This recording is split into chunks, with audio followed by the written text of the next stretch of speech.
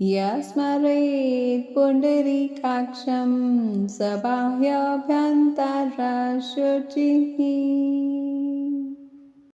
अर्थात जो भी जीव कमल नयन पुंडरीकाक्ष श्री हरि का स्मरण करता है, वह बाहर तथा भीतर दोनों से पवित्र हो जाता है।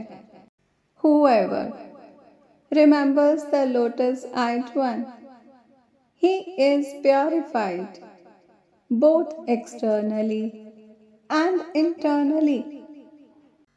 ओम श्री परमात्मने नमः।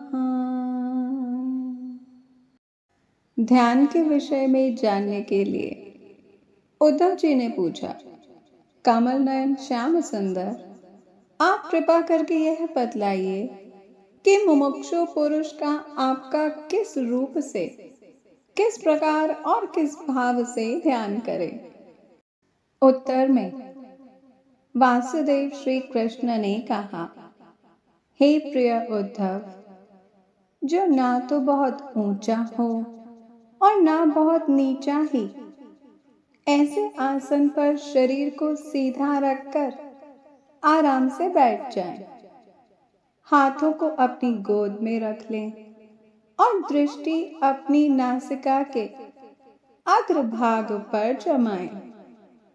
इसके बाद पूरक, कुंभक और रेचक अनुलोम विलोम क्रम से इन प्राणायामों के द्वारा नाड़ियों का शोधन करें। हे उद्धव, प्राणायाम का अभ्यास धीरे धीरे बढ़ाना चाहिए और उसके साथ साथ इंद्रियों को जीतने का भी अभ्यास करना चाहिए। अपने हृदय में कमल नालगत पतले सूत के समान ओंकार का चिंतन करें। प्राण के द्वारा उसे ऊपर ले जाएं और उसमें घंटा नाद के समान स्वर स्थिर करें। उस स्वर का तांता टूटने ना पाए, इस प्रकार प्रतिदिन 3 समय 10-10 बार ओंकार सहित प्राणायाम का अभ्यास करें। ऐसा करने से 1 महीने के अंदर ही प्राणवायु वश में हो जाता है।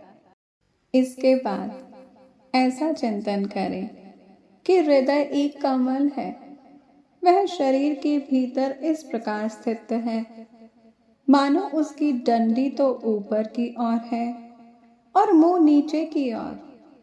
अब ध्यान करना चाहिए कि उसका मुख ऊपर की ओर होकर खिल गया है। उसके 8 दल पंखुड़ियां हैं और उनके बीचों बीच मेरा वास है, मैं विद्यमान हूं।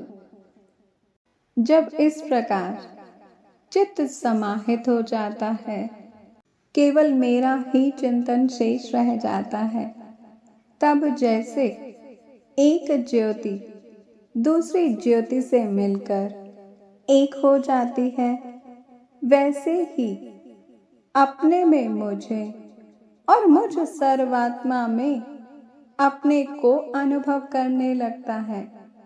जो योगी इस प्रकार तीव्र ध्यान योग के द्वारा मुझ में ही अपने चित्त का संयम करता है, उसके चित्त से वस्तु की अनेकता, तत्संबंधी ज्ञान और उनकी प्राप्ति के लिए होने वाले कर्मों का भ्रम शीघ्र ही निवृत्त हो जाता है। श्रीमद् भागवत महापुराणे वर्णित श्री कृष्ण उद्धव वार्ता ओंकार ध्यानम संपूर्णम। ओम तत्सत ओम।